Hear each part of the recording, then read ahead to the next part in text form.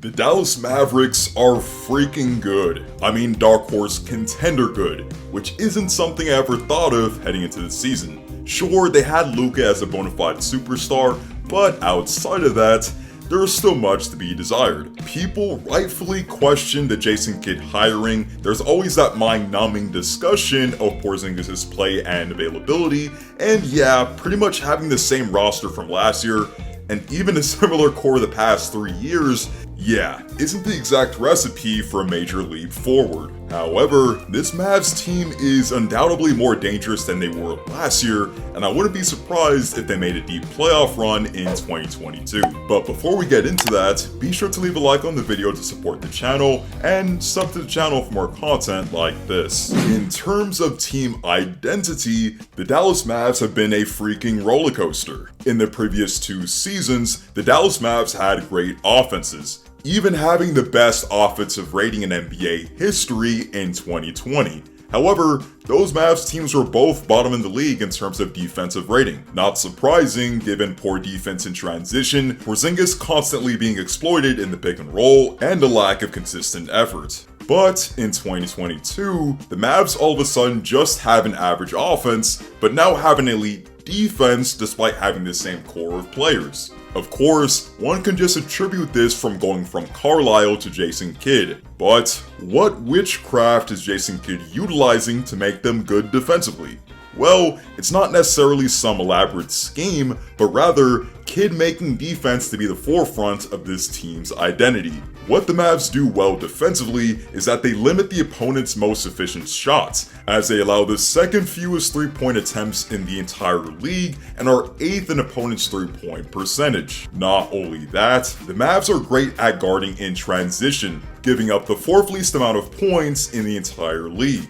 The Mavs do have competent defenders with guys like Maxi Kleber, who is a very underrated perimeter defender and rim protector, and also Dorian Finney-Smith. However, given a lack of a defensive anchor per se on this team, this defensive turnaround is just a testament as to how the mentality of this team has shifted. They communicate well, they rotate well, they close out appropriately, and are even rambunctious in their efforts to make life difficult for the offense. No matter how you slice it, that's a recipe for success in the playoffs and will keep the Mavs in any game that they play in. This season, the Mavs offense has been pretty underwhelming compared to other years, as they're only 16th in offensive rating. However, the Mavs have a newfound identity on that end that will give teams a headache in the playoffs. There's no more discussion of whether Porzingis can be that rightful second star next to Luka, or whether they should utilize inefficient post-up opportunities to keep him involved. Now, the ideology is just to let Luka cook with the combination of ball movement, kickouts, off-ball screens, and an additional ball handler in Dinwiddie who can take up some of the scoring mantle. Looking back at the Porzingis trade, I initially thought that this was a boneheaded move from the Mavericks front. Bertans was a stretch big who hasn't stretched the floor really well at all, and Dinwiddie, despite moments of brilliance, struggled mightily in Washington.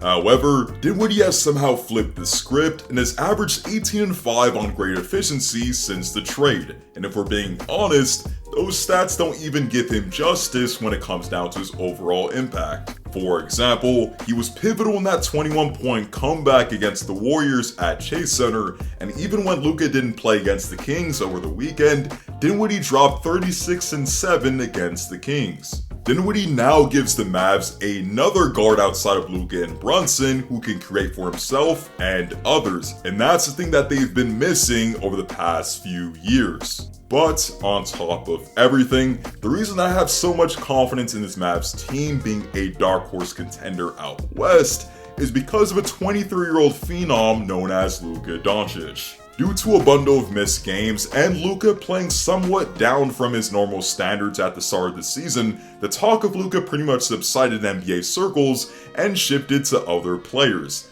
But since his return, Luka's reminding everyone why he's arguably the best point guard in the league. Over the last 9 games, Luka has been toying with defenders, averaging 36, 11, and 7 in that stretch and shooting 40% from 3. Actually, since the start of February, Luka has shot 40% from 3 on 10 attempts a game. In the past, we've acknowledged that Luka is a supernatural talent and that his three-point percentage wasn't really indicative of his actual three-point shooting ability.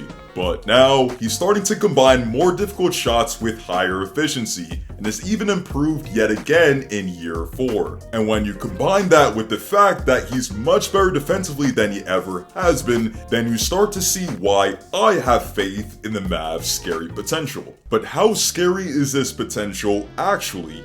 Well, it's safe to say that the West isn't some cakewalk for the Dallas Mavs. The Phoenix Suns, in my opinion, are the best team in the West, and you obviously can't doubt the Golden State Warriors when they're fully healthy.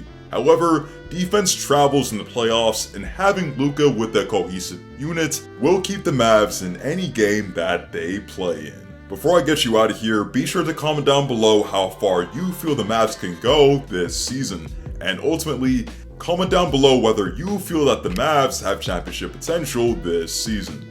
Thank you guys for watching, be sure to leave a like to support the channel, and I hope to see you guys in the next one. Stay tuned.